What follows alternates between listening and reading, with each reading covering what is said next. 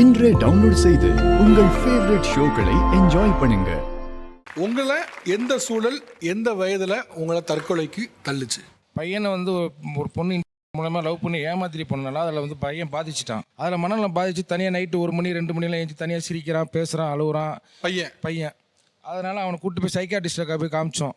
அவங்க என்ன சொல்லிட்டாங்க, ஒரு 4 நாள் 5 நாள் ஐசியூவில் வச்சுருந்து இவனோட மனநிலை வந்து ரெண்டே ஒரு ஆப்ஷன் தான். ஒன்று அந்த பொண்ணை வந்து ஏமாத்திரி போன பொண்ணு கொன்னவனுங்கிற எண்ணம் வந்துருச்சு, இல்லைன்னா தன்னைத்தானே கழுத்தை எடுத்துட்டு செத்துருவான்.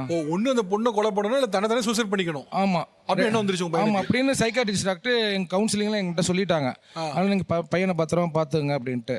ஒய்ஃப் என்ன சொல்லிட்டாங்க, சரி அவன் நைட்டு ஏதாவது பண்ணிக்கிட்டான்னா அவனுக்காக தான் நம்ம வாழ்கிறோம், அவன் ஏதாவது பண்ணிக்கிட்டுன்னா நம்ம வாழ்ந்து பிரோஜனம் கிடையாது. அப்போ 3 பேரும் ஒன்றா பாய்சன் சாப்பிட்றான்னு சொல்லிட்டு 3 பேரும் ஒன்றா பாய்சன் வாங்கிட்டோம். ஃபேமிலியோட நானும் ஒய்ஃபும் வீட்டிலே சரிஞ்சிட்டோம். பையன் என்ன பண்ணிட்டான், அவனும் பாய்சன் சாப்பிட்டுட்டு 2 வீலர் எடுத்து அந்த பொண்ணு வீட்டில் போய் ஒன்றால் தாண்டி நாங்கள் வந்து குடும்பத்தோட சூசைட் அட்டன் பண்ணணும்னு சொல்லிட்டு சொல்கிறதுக்காக 2 வீலர் எடுத்துகிட்டு போயிட்டான். கடைசியில் போகும்போது என்ன பண்ணிட்டான், என்னோடய ஒய்ஃபோட தம்பிக்கு வந்து all family suicide attempt message போட்டான். என்னை வந்து ஜிஹெச்சில் அனுப்பிட்டாங்க, மாமனார் வீட்டில்.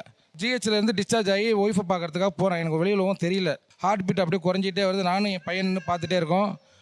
பையன் என்ன இதை பார்க்க வேணாம் இழுக்கிறான், என்னை வாங்கன்னு இழுக்கிறான். இருடா என்ன தான் பண்ணுறாங்க பார்க்கலான்னா அப்படியே கண்ணு முன்னாடியே ஒய்ஃப் இறந்துட்டாங்க.